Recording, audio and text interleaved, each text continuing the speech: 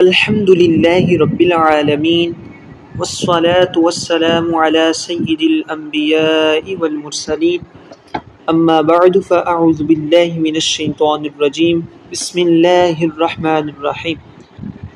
آج جس کتاب کا آغاز ہم کرنے جا رہے ہیں اس کا نام ہے تسہیل النحو۔ یہ علم نحو پر لکھی گئی بنیادی کتابوں میں سے ایک کتاب ہے، اس لیے اگر کوئی بھی شخص علم نحو حاصل کرنا چاہتا ہو تو وہ اس کتاب سے بھی ابتدا کر سکتا ہے، کیونکہ یہ کتاب اردو میں ہے، اس لیے بھی ابتدائی طالب علم کے لیے بہت مفید ہے۔ اس لیے ہم کوشش کریں گے کہ اس کتاب کو خوب سمجھ کر پڑھیں، ہر لفظ جو نحوی اصطلاح کا حامل ہو اس اصطلاح کو سمجھے اور ہر ایک جملے کو خوب سمجھ کر پڑھیں گے انشاءاللہ۔ تو آپ کو بھی جو چیز سمجھ میں نہ آئے وہ پوچھ لیجئے یا پھر سننے کے دوران لکھ لیں اور بعد میں آپ پوچھ سکتے ہیں۔ تو آئیے اب ہم سبق کا آغاز کرتے ہیں۔ سبق نمبر اول، علم نحو۔ تو پہلا سبق علم نحو کے بارے میں ہے۔ تو سب سے پہلی بات تو آپ نے دیکھا ہوگا کہ اکثر کتابوں کے اوپر لکھا ہوتا ہے سبق نمبر 1، پھر دوسرا سبق شروع ہوتا ہے تو سبق نمبر 2۔ تو اس سبق سے کیا مراد ہے؟ تو سبق کا لفظی معنی تو ہے سبقت لے جانا، آگے بڑھ جانا، تیز دوڑنا، یہ اس کے لغوی معنی کہہ لیجئے یا لفظی معنی۔ لیکن جب کتاب میں لکھا جاتا ہے کہ سبق نمبر 1، سبق نمبر 2، تو اس سے مراد کتاب کا ایک خاص حصہ ہے یا پھر ایک خاص مواد جو اس سبق کے اندر شامل ہے۔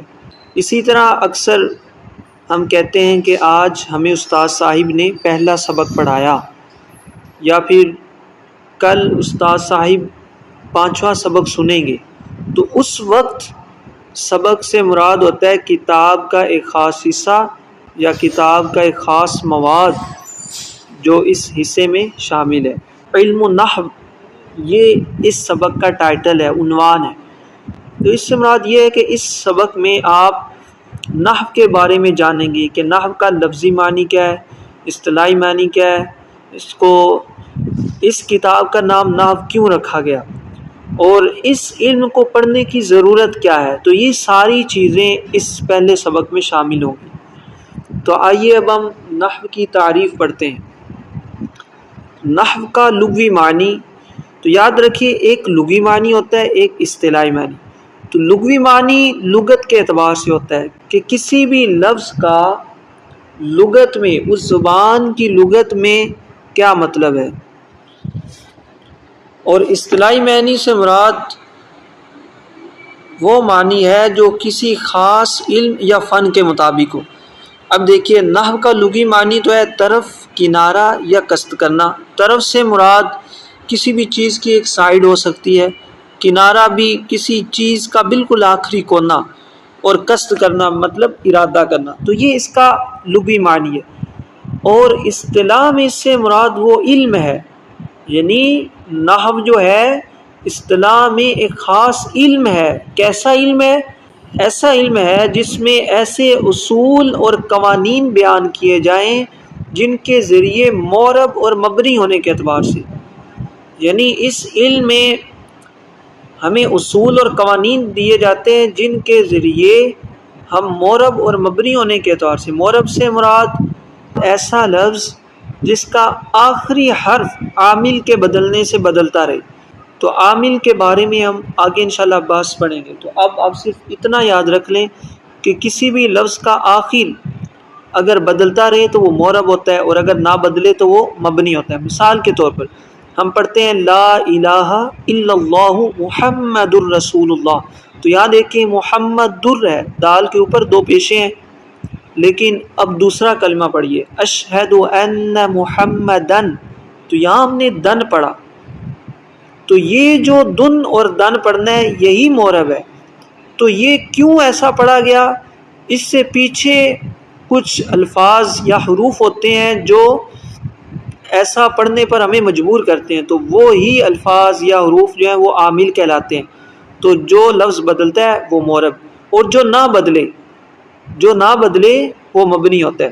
تو یا تو لفظ مبنی ہوگا یا مورب ہوگا، کوئی بھی لفظ کوئی بھی کلمہ یا تو مورب ہوگا یا مبنی ہوگا۔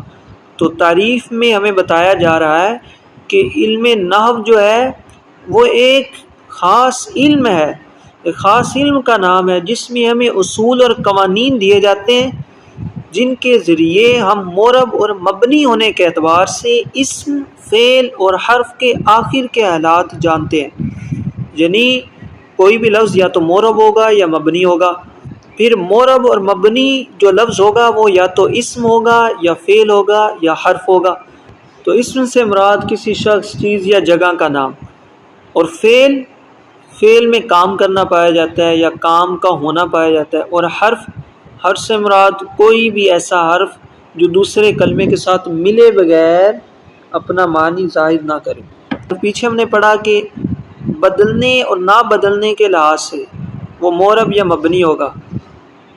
پھر مزید تقسیم کی گئی کہ کوئی بھی کلمہ ابتدائی طور پر یا تو اسم کا معنی دے گا یا فعل کا یا حرف کا۔ اسم جو ہے وہ نام کے بارے میں بتاتا ہے، فعل ہمیں کام کے بارے میں بتاتا ہے، اور حرف ہمیں تعلق کے بارے میں کہ وہ حرف دوسرے کے ساتھ ملے بغیر اپنا معنی مکمل طور پر ظاہر نہیں کرتا۔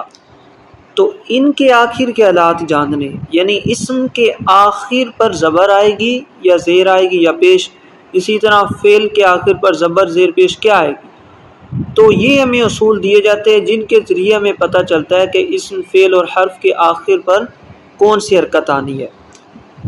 تو یہاں آپ نے ایک بات یاد رکھنی ہے کہ نحو کا تعلق اسم، فعل اور حرف کے آخر کے حالات جاننے سے ہے۔ کس چیز کے بارے میں ہے کہ علم نحو میں ہم کسی بھی کلمہ کے آخری حرف پر بحث کرتے ہیں کہ آخر بدلے گا یا نہیں بدلے گا، اور انہیں ایک دوسرے کے ساتھ ترکیب دینے کی کیفیت معلوم ہو۔ ترکیب دینے سے مراد یہ ہے کہ جب دو الفاظ کو یا دو کلموں کو ہم ملائیں گے تو انہیں کیسے ملانا ہے، ملانے کا طریقہ کیا ہے۔ جب ہم ملائیں گے تو اس کے اوپر زبر پڑنی ہے، زیر پڑنی ہے یا پیش پڑنی ہے، تو دوسرے لفظ کے آخر پر زبر دینی ہے، زیر دینی ہے، پیش دینی ہے، کیا دینا ہے، تو یہ اس کی ترکیب دینے کی کیفیت۔ تو آگے ہے وجہ تسمیہ، یعنی نام دینے کی وجہ، یعنی اس علم کو نحو کا نام ہی کیوں دیا گیا، تو یہ ہم پڑھیں گے۔ تو نحو کا نام دینے کی 3 وجوہات انہوں نے لکھی ہیں۔ پہلی وجہ یہ ہے کہ چونکہ نحو کا لغوی معنی طرف، کنارہ یا قصد کرنا ہے۔ نحو کا لغت میں جو مطلب ہے وہ یہ ہے کہ طرف، کنارہ یا قصد کرنا، اور اس علم میں بھی آپ کلمہ کے آخری حرف کے بارے میں بات کرتے ہیں، تو اس کا لفظی معنی، لغوی معنی بھی طرف، کنارہ، اور اس علم میں جو بحث ہوتی ہے وہ کلمہ کے آخری حرف یعنی کلمہ کے کنارے پر بحث ہوتی ہے۔ تو اس چیز کے ایک ہونے کی وجہ سے اس کا نام نحو رکھ دیا گیا۔ یہ ہوا پہلا پوائنٹ۔ دوسری وجہ یہ ہے کہ اس علم کے ذریعے، اس علم سے مراد علم نحو کے ذریعے متکلم سے مراد نحوی، علم نحو کے ذریعے نحوی مفرد اور مرکب ہونے کے اعتبار سے، مفرد سے مراد اکیلا لفظ جو اپنا معنی ظاہر کرے، وہ اکیلا لفظ اسم بھی ہو سکتا ہے، فعل بھی ہو سکتا ہے اور حرف بھی ہو سکتا ہے۔ جیسے زیدن یہ اکیلا ہے تو یہ مفرد ہے، ذہبہ اکیلا لفظ ہے تو یہ بھی مفرد ہے، من اکیلا لفظ ہے تو مفرد ہے۔ اور مرکب سے مراد 2 یا 2 سے زیادہ الفاظ، جیسے رسول اللہ یہ 2 الفاظ ہے، رسول اور اللہ، یہ مرکب ہوا۔ علی الکتاب یہ 2 الفاظ ہیں، علی اور الکتاب، تو یہ مرکب ہوا۔ تو اس علم میں مفرد اور مرکب ہونے کے اعتبار سے کلمہ اور کلام ہی کا قصد کیا جاتا ہے۔ کلمہ سے مراد مفرد ہی ہے اور کلام سے مراد مرکب۔ تو یہ جو انہوں نے کہا نا کہ کلمہ اور کلام ہی کا قصد کرتا ہے، تو اس کا مطلب یہ ہے کہ علم نحو میں ہم یہ نہیں پڑھیں گے کہ یہ لفظ کیسے بنا، اس کا اصلی مادہ کیا ہے، یہ کہاں سے نکلا، یہ چیزیں نہیں پڑھیں گے، بلکہ ہم یہ پڑھیں گے کہ اس کو بدلنا کیسے ہے، یعنی زبر زیر پیش کیسے دینی ہے اور اس کو ملانا کیسے ہے، اسی ہی کا قصد کیا جاتا ہے، اس لیے اس علم کا نام نحو رکھا گیا۔ تیسری چیز ہے جس نے سب سے پہلے اس علم کے قواعد مرتب کرنے کا ارادہ کیا، یعنی جس شخص نے بھی اس علم کے قواعد کو مرتب کیا، یعنی انہیں ایک ترتیب دی، تو جب اس نے ترتیب دینے کا ارادہ کیا تو اس نے نحوت کا لفظ استعمال کیا، یعنی وہ ترتیب دینے لگا تو اس کی زبان سے نحوت کا لفظ نکلا، جس کا مطلب ہے کہ میں نے قصد کیا۔ جب یہ لفظ نکلا تو یہ لفظ اس وقت نکلا جب وہ ترتیب دینے لگا تھا، تو اس وقت سے فائدہ اٹھاتے ہوئے اس نے اس علم کا نام نحو رکھ دیا۔ تو یہ 3 خاص وجوہات تھیں اس علم کا نام نحو رکھنے کی۔ تو آگے ہے موضوع، کہ اس علم کا موضوع کیا ہے۔ موضوع سے مراد موضوع بحث ہے، کہ یہ علم کس چیز پر بحث کرتا ہے۔ تو یہ نیچے انہوں نے موضوع کی تعریف بھی لکھی ہوئی ہے۔ پہلے ہم موضوع پڑھتے ہیں، پھر آپ کو موضوع کی تعریف سمجھاؤں گا، پھر زیادہ سمجھ آئے گی۔ تو اس علم کا موضوع کلمہ اور کلام ہے۔ کلمہ ہم نے پڑھا کہ اکیلا لفظ، اور کلام پڑھا 2 یا 2 سے زیادہ الفاظ۔ عوارض ذاتیہ سے کیا مراد ہے؟ عوارض جمع ہے عارض کی۔ عارض سے مراد کسی چیز کا لاحق ہونا، پیش آنا، اور ذاتیہ سے مراد ذات کو۔ تو عوارض ذاتیہ سے مراد ہوا کہ ذات کو کسی چیز کا لاحق ہونا۔ مثال کے طور پر اب دیکھیے، علم طب کا موضوع ہے انسان، تو انسان اس کا موضوع ہوا۔ تو اس علم طب کے لحاظ سے موضوع کی کیا تعریف ہوگی؟ کہ موضوع وہ ہوگا جو انسان کو لاحق ہونے والی چیزوں کے بارے میں بات کرے۔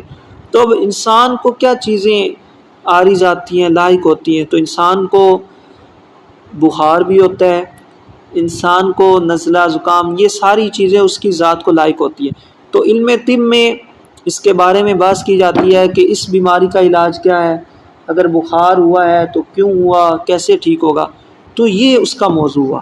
تو اب سمجھیے، کلمہ اور کلام کو جو چیزیں لاحق ہوتی ہیں، جو چیزیں عارض ہوتی ہیں، اس سے مراد کہ کلمہ پر کب زبر پڑی جائے گی، کون سی ایسی چیز ہے جو اسے زیر دے گی یا پیش دے گی۔ اور اسی طرح کلام، کہ کلام کو جب ملایا جائے گا تو کون سی ایسی صورتیں ہیں جو اس پر اثر ڈالتی ہیں۔ تو ان چیزوں کے بارے میں بحث کی جائے گی۔ یہ اس کا موضوع ہوا۔ اب فائدہ، کہ اس علم کو پڑھنے کا فائدہ کیا ہے؟ تو اس علم کو پڑھنے کے 2 فائدے نیچے انہوں نے لکھے ہیں۔ پہلا فائدہ تو یہ ہے کہ عربی عبارات لکھنے میں یہ علم معاون ہے، یعنی جب آپ یہ علم پڑھیں گے آپ کو پتہ ہوگا کہ کس لفظ کو زبر دینی ہے، کس کو زیر دینی ہے، کس کو پہلے لکھنا ہے، کس کو بعد میں لکھنا ہے، پہلے فاعل آئے گا یا پہلے فعل آئے گا یا پہلے مفعول۔ تو یہ جب چیزیں آپ کو پتہ ہوں گی تو پھر آپ لکھنے میں غلطی نہیں کریں گے۔ تو دوسرا فائدہ یہ ہے کہ گفتگو کرنے میں ہر قسم کی ترکیبی غلطیوں سے محفوظ رہیں۔ تو جب آپ گفت کریں گے تو ترکیبی غلطیاں نہیں کریں گے۔ ترکیبی سے مراد جب آپ الفاظ کو ملائیں گے، تو جب آپ ملائیں گے تو آپ کو پتہ ہوگا کہ میں نے جب الفاظ کو ملانا ہے تو ملاتے وقت کن چیزوں کا خیال رکھنا ہے۔ تو یہ ساری چیزیں آپ کو علم نحو میں بتائی جائیں گی۔ تو جب آپ نے یہ ساری چیزیں پڑھی ہوں گی تو آپ عبارات لکھنے میں اور گفتگو کرنے میں غلطیوں سے محفوظ رہیں گے۔ تو ان چیزوں کے بارے میں علم نحو ہماری رہنمائی کرتا ہے۔